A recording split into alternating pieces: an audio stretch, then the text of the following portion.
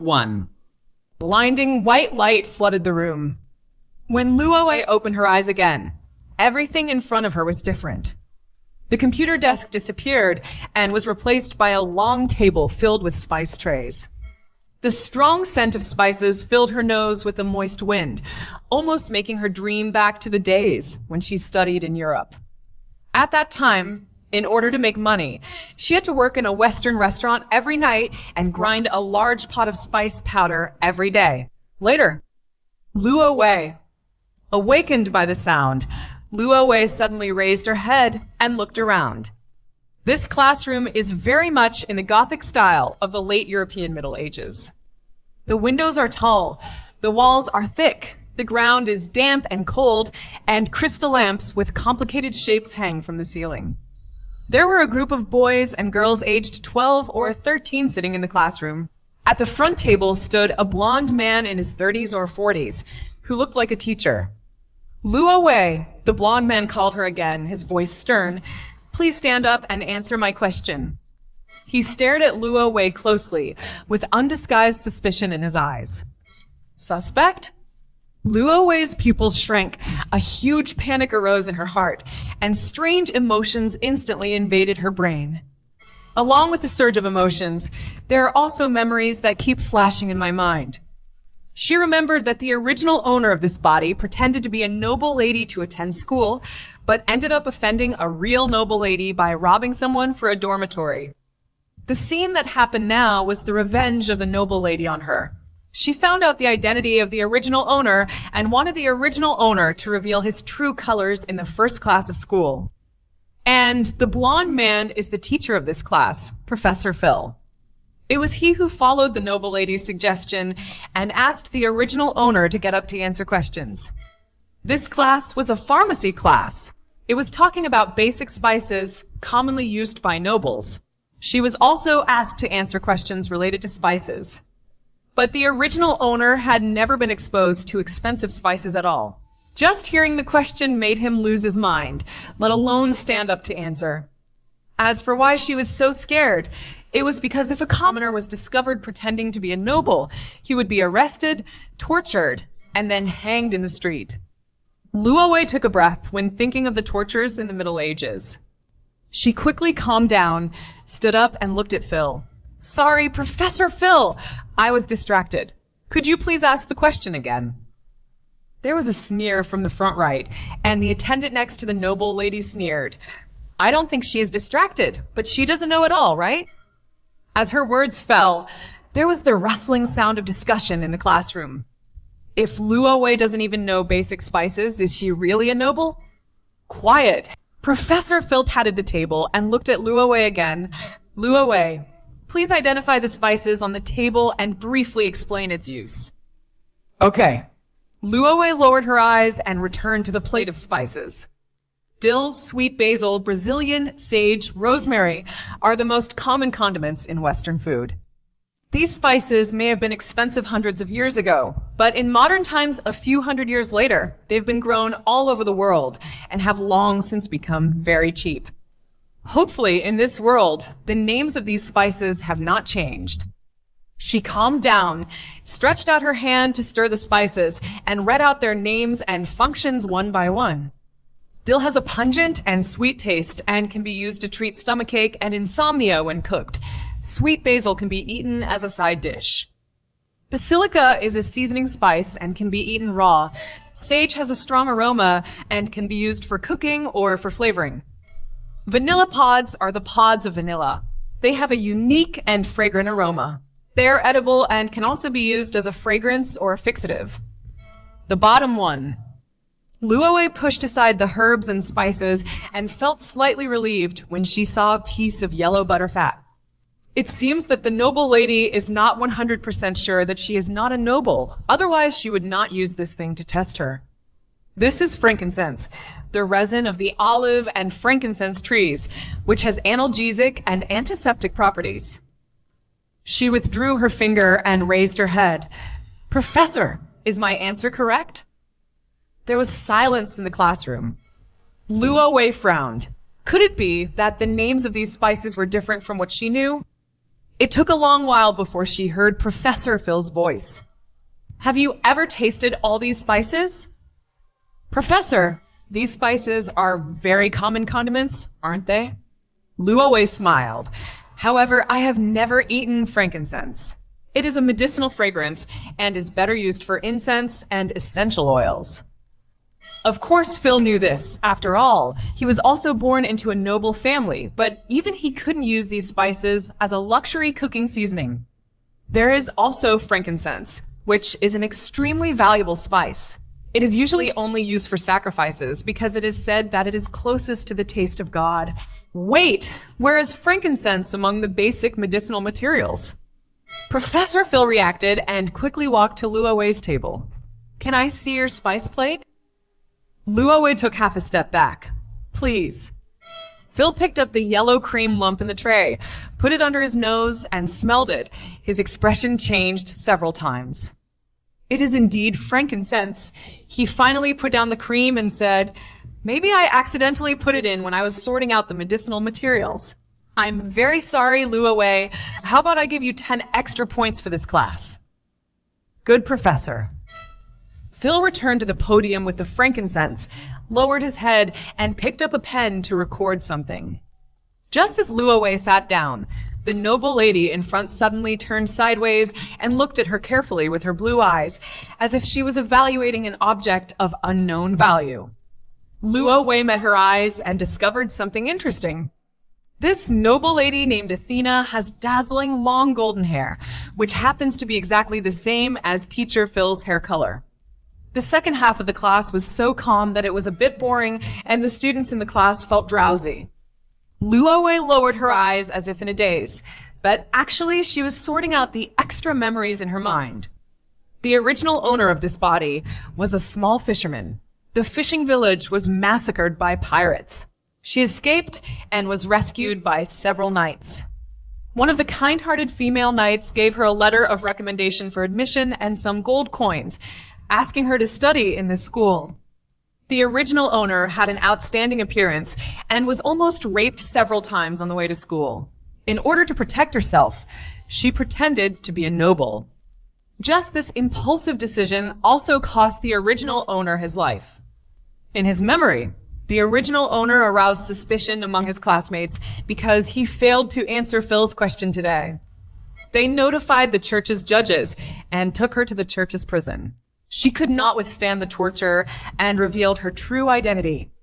After his identity was exposed, the original owner was first tied with a rope by soldiers and paraded through the streets, and then hung on the city wall for 7 days, being reviled by countless people. The civilians poured excrement, water, and rotten vegetable leaves on her one after another. Her former classmates also came to see her laugh and pointed at her with disdain. Finally, she was sent to the gallows at Kaishiku and hanged. Before she died, she sacrificed her soul to the evil god, hoping that the evil god could change the world and her future. I wonder if the evil god received her sacrifice and allowed Luowei to travel back to the day she was revealed. Luowei half closed her eyes, recalling the information about this school in her mind. Xillia Magic Academy was jointly funded and established by many countries. The school's philosophy is very advanced. It is committed to breaking class stereotypes and cultivating the best talents in the continent. It's a pity that although the college has always emphasized that applicants are regardless of their high or low status, the nobles here still discriminate against the common people. There is a clear distinction between the two, and no one takes this sentence seriously. The original owner pretended to be a noble and got into the eyes of the noble students, but he was incompatible with the habits of the nobles. Sooner or later, he would be exposed. Today's trial is just an appetizer. At least Athena wouldn't let her go so easily. In the memory of the original owner, Athena had already sent people to check her details at this time, but the original owner was exposed too quickly, and the backup plan she left was not used. Chapter 2: Common People Can't Do Arithmetic. Luowei wanted to stop Athena, but she didn't have the ability. The original owner has no relatives here, has not made any friends, and does not have much money. It can be said that it is difficult to move forward. She didn't know who Athena had sent to investigate her, and she didn't know what that person would find. This feeling of waiting for the verdict was really new. However, Luowei thought about it from Athena's perspective and could probably guess where that person had gone. The original owner filled out a registration form when registering, which contained her basic information. Thanks to the fact that this school treats nobles and commoners equally, it is not mandatory to state your identity and address when registering. The original owner wrote very vaguely. She only wrote the general location of the fishing village, which was the North Sea coast. Even if that person goes to the North Sea, there are so many cities and villages on the seaside, and he may not be able to find a fishing village. Besides, when the original owner left, everyone in the village was killed by pirates, and the fishing village was burned down by pirates. She was the only one who escaped. What would happen if he found her? Death has no evidence. The only thing she worries about now is the knights who rescued her and funded her schooling. Only they know her true identity. Near the end of Get Out of Class, Phil assigned a homework. He asked everyone to use these spices to prepare a fragrant recipe and submit it in the next class. Luowei thought it was outrageous. She used cooking spices to prepare a fragrant recipe. Aren't you afraid of marinating yourself in the smell? But none of her classmates raised any objections to this, so she had no choice but to suppress her doubts, put away the spices, and left the classroom. Ruth, how are you going to prepare these spices? On the way, students walked together in twos and threes, discussing how to complete their homework. Luowei raised her ears and listened. Me, I want to grind black pepper and sage into powder, add some shredded tobacco, and put it into a snuff bottle to make snuff. Peppery snuff? Hard to imagine. Oh, making snus is too time-consuming. I'd better make incense. What about you, Jack? What do you want to do? Hey, this is the first time I have seen so many spices. I want to put them all into a pot, boil them into a thick paste, and apply it on myself every day. Oh, Professor Phil won't allow you to do this. I think you'd better find another way. Yes, Jack, you'd better change if you don't want to be put in a coffin. The conversation between several people gradually faded away, but Luowei stopped. Because she suddenly remembered that the earliest use of spices was not for cooking, but for religious offerings and funeral offerings. More than 3,000 years ago, the ancient Egyptians used spices to embalm corpses. They mixed various spices and oils to smear the corpses to create mummies that have been fragrant for thousands of years. Europeans learned to cook food with spices much later than the Chinese. Thinking of this, Luowei felt strange. No wonder other people reacted so strangely when she said those spices were condiments. Is it not strange to use the spices used to rub corpses with rice? In the final analysis, it is the historical and cultural differences that are to blame. Although this world looks like Europe in the late Middle Ages, it only looks like it. Europeans in the Middle Ages could at least marinate beef with spices. However, this also reminded her that in the future, she must first consider the cultural background of this place when speaking and doing things, so as not to be regarded as a heretic. Luowei thought about it and was about to leave when an arrogant voice suddenly sounded behind her. Untouchable, stop. He is the follower of that noble lady. The visitor was evil, so she quickened her pace. Luowei. The girl couldn't believe that she was ignored and ran to her angrily. I told you to stop. Didn't you hear me? Luowei was forced to stop and looked up at her face. Classmate Wei Na, what are you doing for me? Wei Na arrogantly said, You don't think everyone has been fooled by you, do you? You still eat spices. It's really ridiculous. Luowei felt a headache after hearing this and was too lazy to explain to her that she was not eating spices, but using spices for seasoning. So, you came to me just to say these boring things? Boring? Wei Na raised her voice. Untouchable.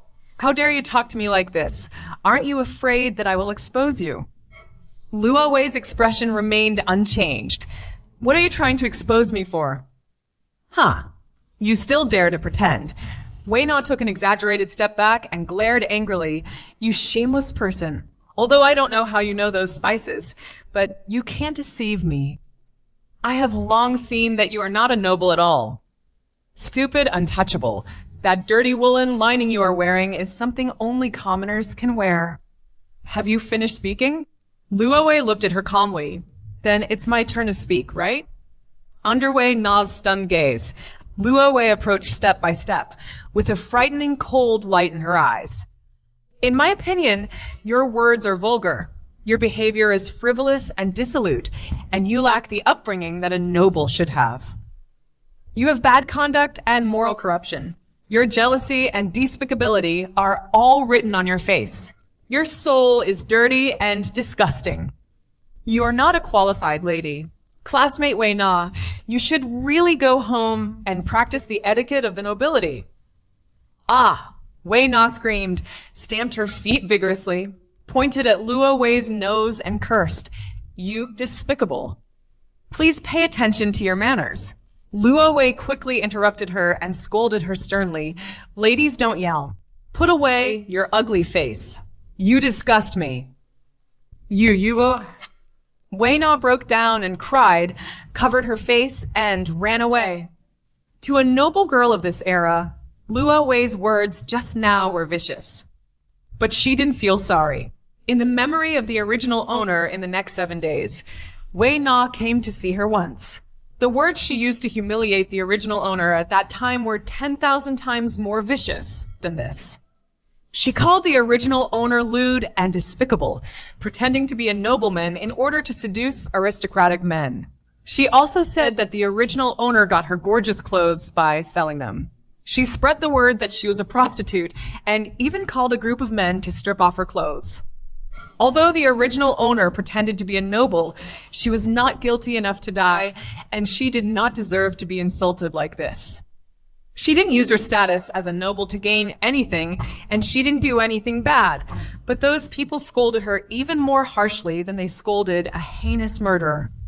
Even the murderer was qualified to defend herself, but she was directly sentenced to death. Thinking of the tragic experience of the original owner, Luowei's eyes darkened little by little. The Wesley family is famous for protecting their enemies. If you humiliate Weena like this, aren't you afraid of provoking the Wesley family's revenge? A girl with blonde hair and blue eyes slowly walked out from under the pillars. She was the noble Lady Athena. The 3 words, Wesley, triggered the memory of the original owner, and Wei Na's information immediately appeared in Luowei's mind. Veena, whose full name is Veena Wesley, is the youngest daughter of Earl Wesley of Boren Country. The Earl's daughters can only work as followers. What is the background of this girl named Athena? Luowei suppressed the suspicion in her eyes and turned around calmly. Aren't you afraid that if you use Veena like this, she will complain to Earl Wesley? Athena curled her lips. Of course I'm not afraid. Not to mention, she doesn't have the brains. Luowei nodded. Then why do you think I will be afraid? It seems that I'm over-worrying. Athena covered her lips and chuckled, then changed the topic. By the way, I have a magic pattern class tomorrow, and those common people are probably going to make some jokes again. I heard that civilians can't do arithmetic, nor do they know multiplication and division. How can they calculate geometry? Luowei sounded a little weird. She could understand the magic pattern class. After all, this school was a magic academy, but why did the magic pattern class teach geometry? Isn't this something you learned in math class? Her eyes were slightly confused, and in Athena's eyes, it became proof that she didn't understand at all. Fortunately, Athena smiled slightly. There are books on arithmetic in the library, and civilians with limited knowledge can also read books after class to catch up on their progress. Do you think so, Luowei? Maybe. Luowei answered perfunctorily on her face, but there was something in her heart. The original owner's memory was chaotic and blurry, and she couldn't figure it out for a while. She urgently needed to find a few history books to supplement her common sense about the world. Thanks to Athena, she reminded her that there is a library in the school, although this is probably another temptation for her. Sorry, I have something else to do, so I'll excuse you. Luowei took the initiative to end the conversation and left with Spice in her arms. Oh, what an unreasonable guy. Looking at her back, Athena narrowed her beautiful blue eyes, turned around, and found the aristocratic boy singing poetry on the lawn and invited them to the library. The young nobles knew by looking at her face that this invitation was not innocent and stood up with smiles. Who does our noble princess want to tease again? Athena frowned. Don't call me princess. I don't want to reveal my identity. Okay, Athena. The teenagers changed their words smoothly. Who provoked you? She's not that commoner pretending to be a noble. The way she looked at me offended me. Go teach her a lesson. Several noble teenagers looked at each other. Athena, are you sure she is a commoner? What if she is really a noble? She can't be a noble, Athena said firmly. I told her that there were books on arithmetic in the library, and she came over immediately. Only poor commoners have never learned arithmetic.